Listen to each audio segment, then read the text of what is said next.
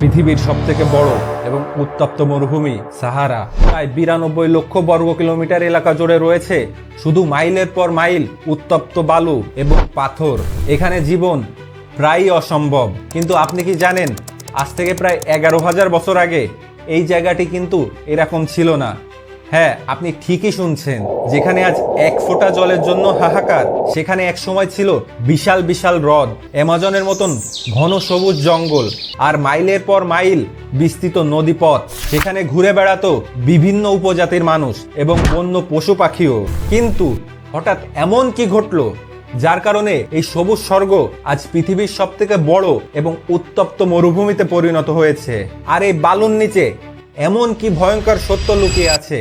চলুন আজ আমরা ইতিহাসের পাতা উল্টে উন্মোচন করার চেষ্টা করি সাহারা মরুভূমির সেই রহস্যময় ইতিহাস সম্পর্কে।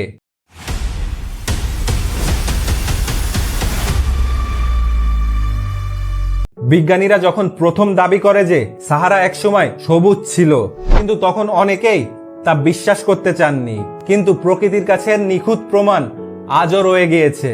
সাহারা মরুভূমির ঠিক মাঝখানে মিশরের দক্ষিণ পশ্চিম অঞ্চলে একটি জায়গা আছে যার নাম গিলফ কেভির, যেখানকার পাহাড়ি গুহাগুলোতে হাজার হাজার বছরের পুরনো কিছু অদ্ভুত ছবি আজও পাওয়া যায় এবং সেগুলোকে বলা হয় কেভ অফ সুইমার্স বা সাঁতারুদের গুহা।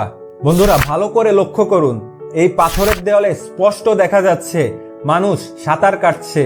শুধু তাই নয়, এমন সব পশু পাখির ছবি আঁকা রয়েছে যা কেবল ঘন জঙ্গলে বা জলাভূমিতে বাঁচতে পারে।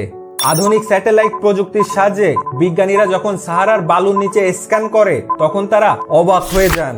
তারা দেখতে পান এই বিশাল বালুর স্তূপের নিচে চাপা পড়ে আছে প্রাচীন বিশাল বিশাল নদীর অববাহিকা। সেগুলোকে বিজ্ঞানের ভাষায় বলা হয় পেলিও রিভার্স। শুধু তাই নয়, এখানে সন্ধান মেলে লেক মেগাচার্ট নামের এক প্রাচীন হ্রদেরও। ভাবলে অবাক হবেন, এই একটি হ্রদ আকারে বর্তমান ক্যাসপিয়ান সাগরের চেয়েও বড় ছিল।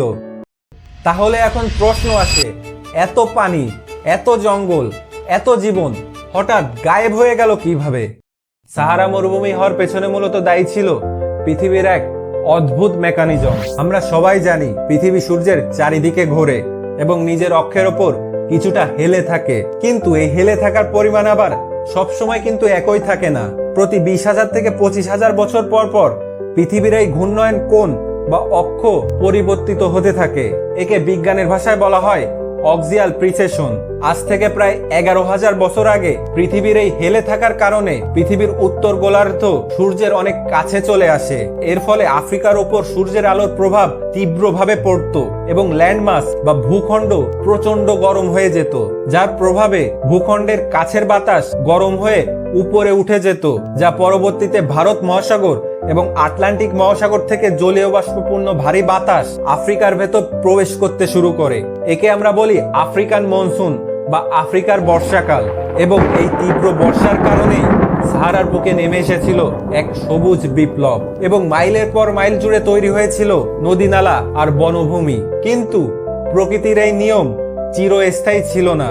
আজ থেকে প্রায় 5,000 বছর আগে পৃথিবীর অক্ষ আবার বদলাতে শুরু করে। মনসুন বা বর্ষার মেঘ আস্তে আস্তে দক্ষিণ দিকে সরে যেতে শুরু করে, আর তার ফল ছিল মারাত্মক। এবং সাহারায় বৃষ্টিপাত একেবারেই বন্ধ হয়ে যায়, হ্রদগুলো শুকিয়ে যেতে শুরু করে, গাছপালা মারা যায়, বন্যপ্রাণী ও উপজাতিরা পানির অভাবে আস্তে আস্তে এই অঞ্চল থেকে দূরে চলে যেতে শুরু করে। এরপর মাত্র কয়েক বছরের মধ্যে একসময় সবুজ স্বর্গ পরিণত হয় এক বিশাল উত্তপ্ত মরুভূমিতে। কিন্তু এই জলবায়ু পরিবর্তন পরবর্তীতে মানব সভ্যতার ইতিহাসের এক নতুন অধ্যায়ের জন্ম দিয়েছিল। সবুজ সাহারায় যে লাখ লাখ মানুষ বাস করত, মরুভূমি হওয়ার কারণে তারা বাধ্য হয়ে পানির খোঁজে পূর্ব দিকে চলে আসতে থাকে, আর সেখানেই ছিল একমাত্র পানির উৎস নীল নদ। তখন হাজার হাজার মানুষ নীল নদের তীরে এসে বসতি স্থাপন করে, আর এই মানুষগুলোই পরবর্তীতে গড়ে তোলে পৃথিবীর ইতিহাসের অন্যতম শ্রেষ্ঠ এবং রহস্যময় সভ্যতা, প্রাচীন মিশরীয় সভ্যতা। অর্থাৎ সাহারা যদি আজ মরুভূমি না হতো, তাহলে হয়তো আমরা ফারাও, মমি কিংবা পিরামিডের ইতিহাস জানতেই পারতাম না। তো বন্ধুরা, সাহারা মরুভূমির এই ইতিহাস আমাদেরকে শেখায় যে আমাদের এই আজকের পৃথিবী আসলে কতটা পরিবর্তনশীল। প্রকৃতির এই অদ্ভুত রহস্য নিয়ে আপনার কি মতামত? আপনি কি মনে করেন মানুষ কি কখনো কৃত্রিমভাবে সাহারাকে আবার সেই সবুজে পরিণত করতে পারবে? আপনার মতামতটি কমেন্টে অবশ্যই জানাবেন।